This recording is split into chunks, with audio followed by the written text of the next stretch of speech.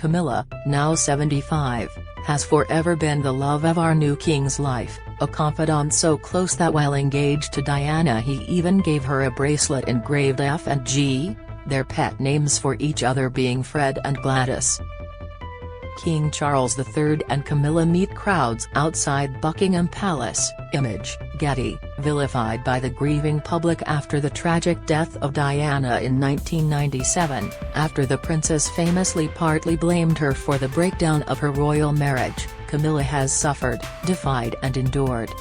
In an interview with Vogue magazine earlier this year she tellingly said of her past vilification, "I sort of rise above it and get on with it. You've got to get on with life."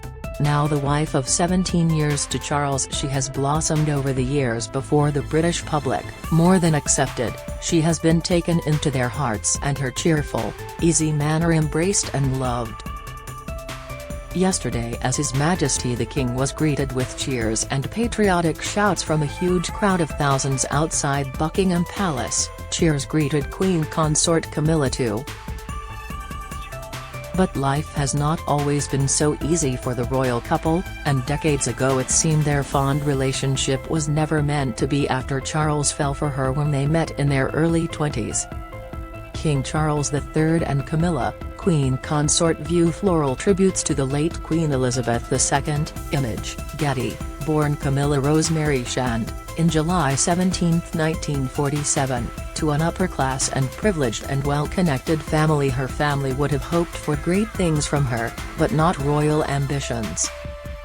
She was raised on the family's 18th-century country estate in Plumpton, East Sussex, with her father Bruce Shand, a retired army officer, reading her bedtime stories while mother Rosalind ferried the children to school, activities, and the beach.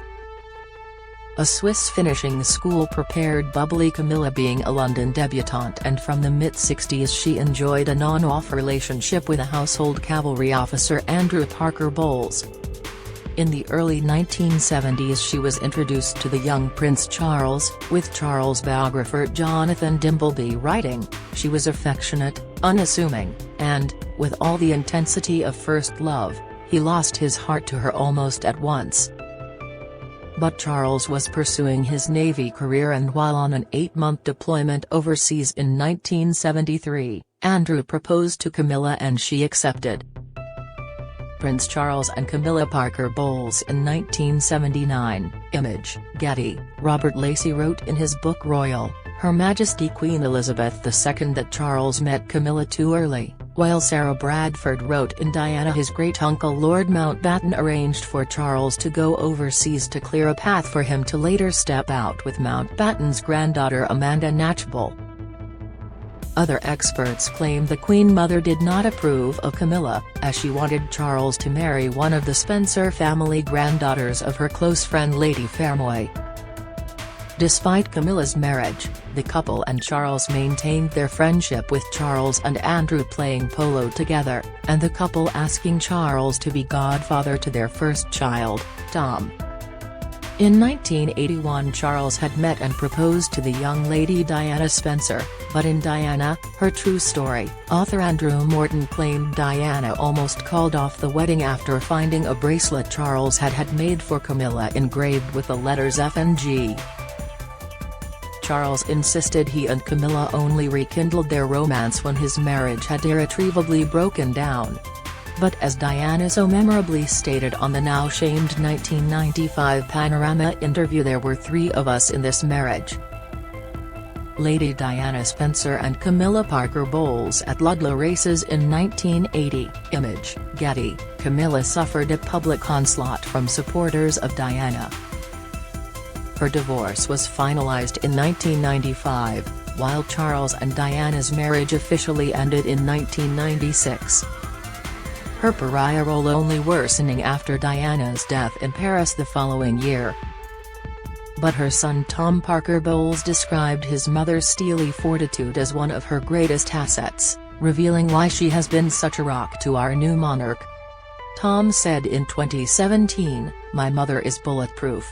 Rehabilitating Camilla into the public's affections has been slow and cautious but determined and ultimately hugely successful, culminating in the couple's ecstatic and loving reception from well-wishers when they finally married at a civil ceremony at Windsor Guildhall in 2005.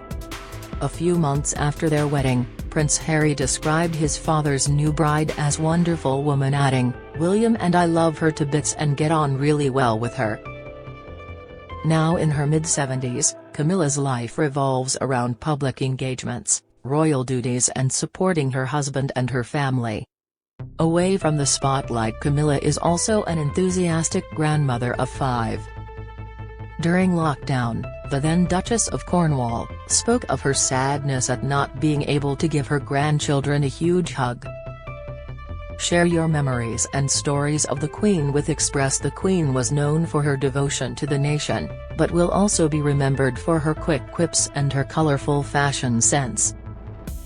Many fans across the nation will be in mourning today, and here at Express.co.uk we want to remember the brilliant stories we all have about the Queen. Click here to share your memories and condolences. She has a very close and supportive family, and a close group of old friends, her nephew Ben Elliott told Vanity Fair magazine. She adores her husband, children and grandchildren.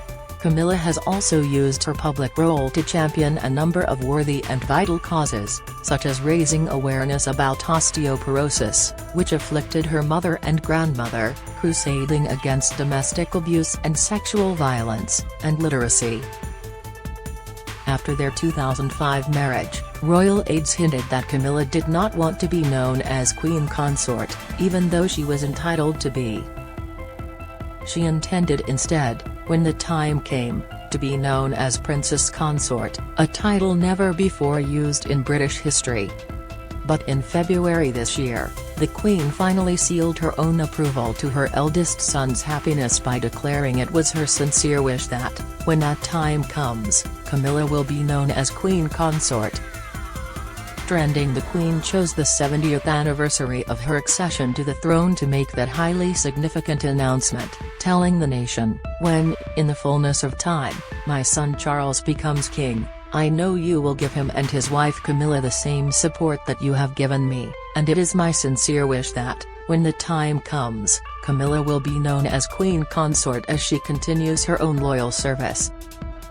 Camilla later said she felt very honored and very touched by the public seal of approval. King Charles summed up their relationship saying, "It's always nice to have somebody on your side.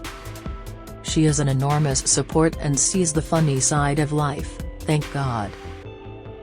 Now as he deals with the death of his mother, our late, cherished Queen Elizabeth II, in a period of state mourning and also his new role as monarch, His Majesty the King will be relying on her bulletproof support more than